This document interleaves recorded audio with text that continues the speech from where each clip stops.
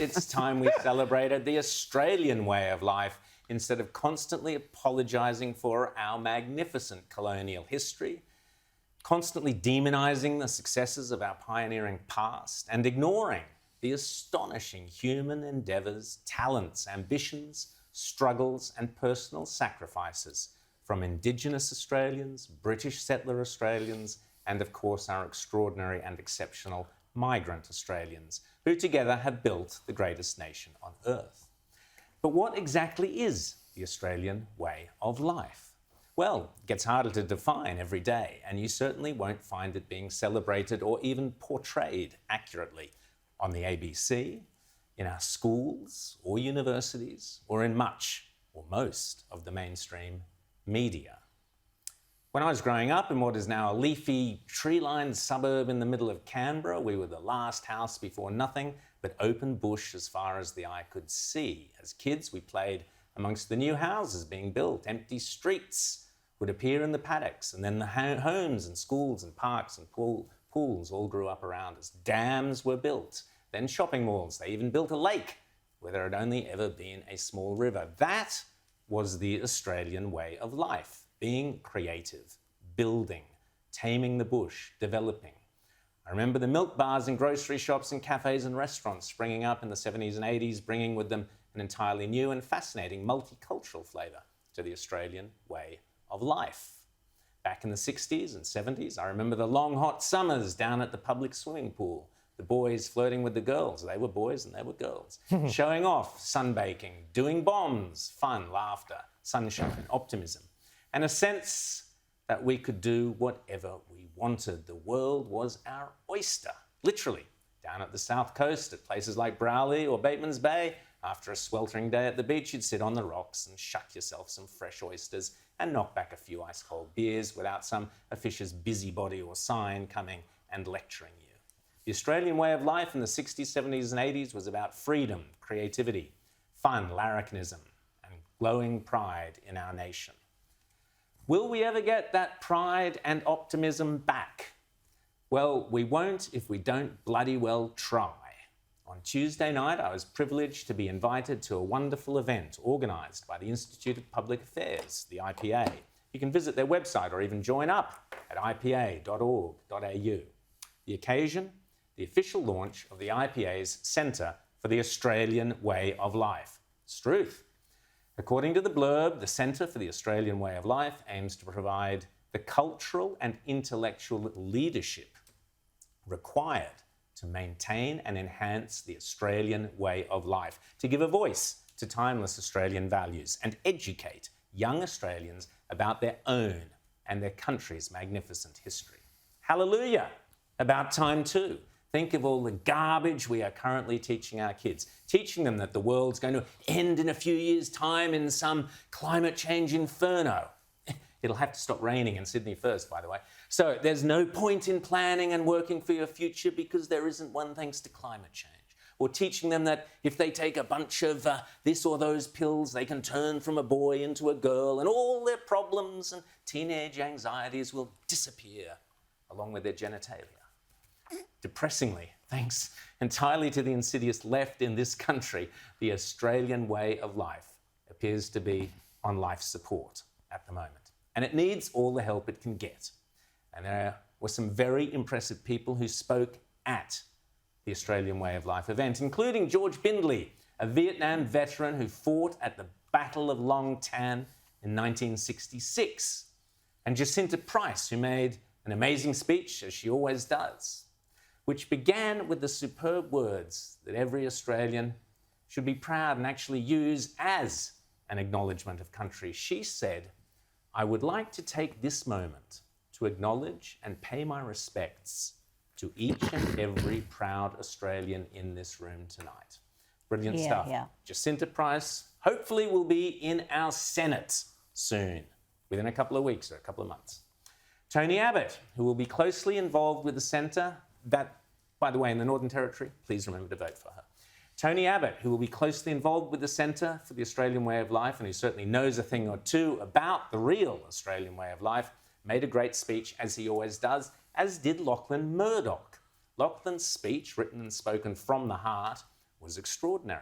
He covered many areas, but there were several moments that I wanted to share, especially with Outsiders fans this morning, because indeed, to me, they sounded like the best ad I'd ever heard for this show and echoed the thoughts of everyone who watches it. Often the elites who have benefited most from our country display not a love of our values, but a disdain for them. This is why some of what sets Australia apart is under threat. Our core values, our successes, and even our history are under constant attack. To listen to our national broadcaster, or much of the media elite, is to hear about a uniquely racist, selfish, slavish, and monochromatic country.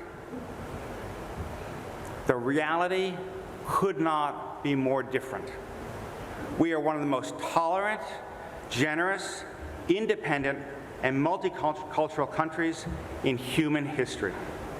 How can we expect people to defend the values, interests, and sovereignty of this nation if we teach our children only our faults and none of our virtues?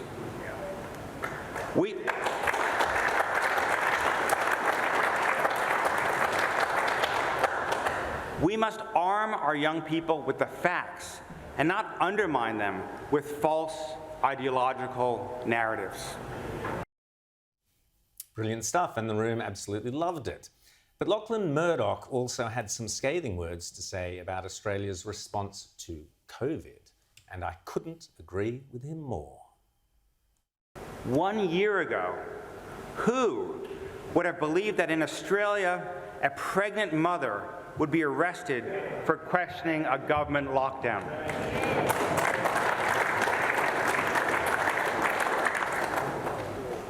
Who would have thought daily press conferences where citizens were scolded and told to dob in their neighbors would become must-watch viewing? Lockdowns and border closures kept families apart.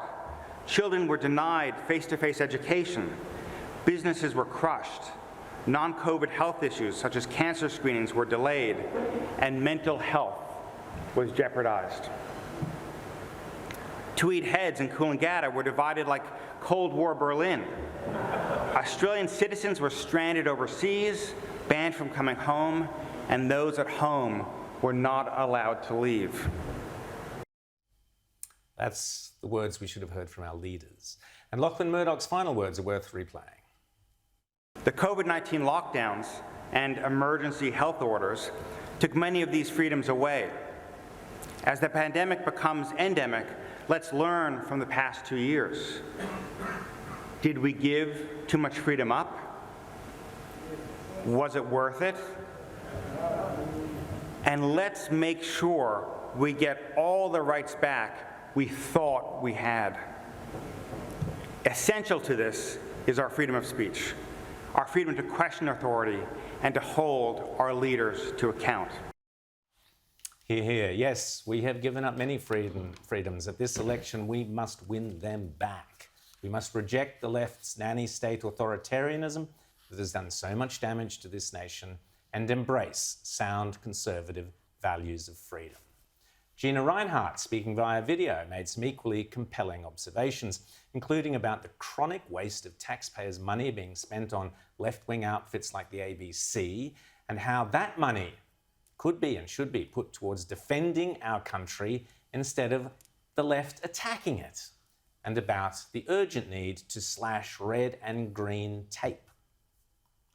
Can Australia really afford to rely on our USA and European allies when we've seen the feeble assistance of both Europe, even with the Russian-Ukraine war on its very doorstep, and similarly the USA under its current leadership or lack thereof?